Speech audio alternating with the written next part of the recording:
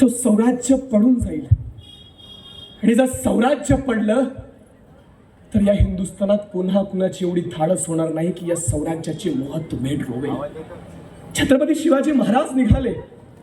दर्या पण 2 पावले मागे सरसावतात ज्यावेळेस हे पिता पुत्र वेगळे होतात. नात्यानं नव्हे, रक्तानं नव्हे, वयानं पितृ म्हणून ज्यांना संबोधलं त्यांना बघतोय मृत्यूच्या दारात जाताना.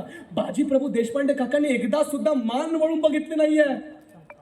पण ज्यावेळेस खिंड ओलांडली एकदाच फक्त छत्रपती शिवाजी महाराजांची मान मागे होती. आणि बाजी काका बघताय हे पावलांचे वन उठले होते. त्या चिखलातनं माझा राजा चालला होता. त्या चिखलाला मस्तकी लावला आणि सिंदूर फासल्या हनुमानासारखा उभा राहिला. 300 मावळे त्या खिंडीमध्ये पाय रोवून बसलेला आहेत की बघावं जोपर्यंत विशाळगडाच्या वेख्यात माझा राजा पोचत नाही तोपर्यंत मृत्यू यमराज सुद्धा याच खिंडीत येऊन बसणार आहेत. आणि एका पाठीमागं एक हे सगळे आदिलशाही सेना येत होती. हे सगळे जण आक्रमण करायला तयार. 100ची तुकडी येत आहेत. घाव मारा तितके मारायचे आहेत. अंगावरती वार झाला बघू नकोस. ताकद संपली आहे थांबू नकोस. पाय तुटलाय तरी चाल. हात तुटलाय तरी उगार. मस्तक पडलं तरी चालेल, धड पडलं तरी चालेल. एकही मुसलमान त्या खिंडीच्या पलीकडे जाऊन हिंदवी सरोज्यावरती पाय ठेवता कामा नये. इथेच पाय रोवून बसला. एकदा अंगदाचे पाय हलवले जातील. एकदा रावण उठेल आणि अंगदाचा पाय वर करेल. पण एवढी ताकद कुणाचीच नव्हती की त्या बांदल सेनाचे पाय त्या खिंडीतनं बाहेर काढतील. बाजी प्रभू देशपांडे यांच्या हातातला दांडपट्टा तुफानासारखा चालत होता. 1 तास 2 तास 3 तास तास काय मोजतायत. प्रहर मोजा. दिवस ओलांडत चाललाय तरी सुद्धा लढतायत. फक्त विचार करून बघा घरामध्ये सुरीनं काही कापताना एवढं जरी लागलं ना तरी सुद्धा 4 दिवस आम्हाला आमचा नवरा भरवेल. तरी सुद्धा आमच्या पायात थोडस मीठ लागलं ना हात अशी होऊन जातील. थोडीशी जखम झाली तर आम्हाला होणाऱ्या वेदना ह्या किती तळमळीने असतात.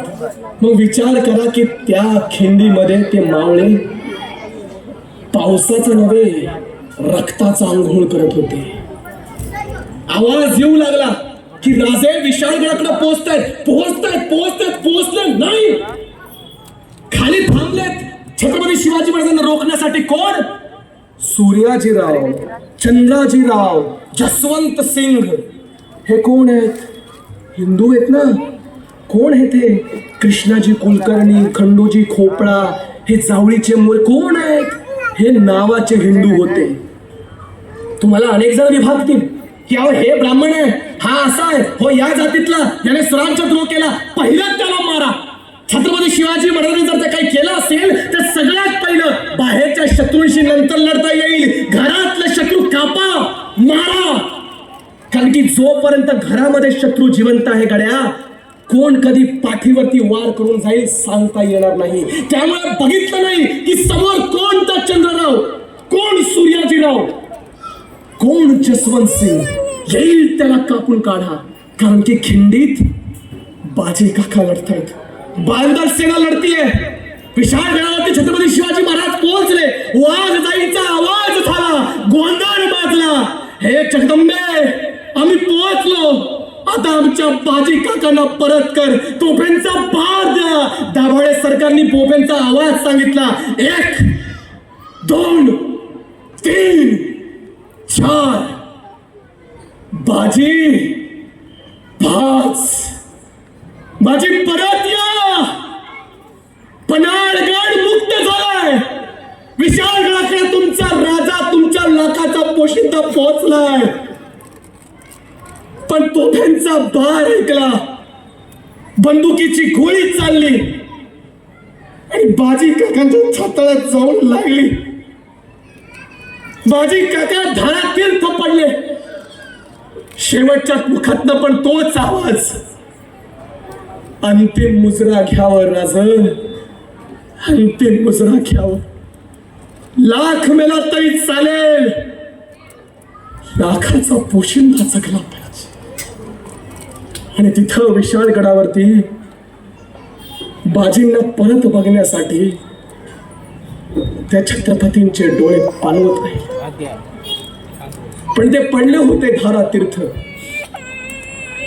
कधीतरी एकदा जाऊन तुम्ही त्या खिंडीकडे बघा.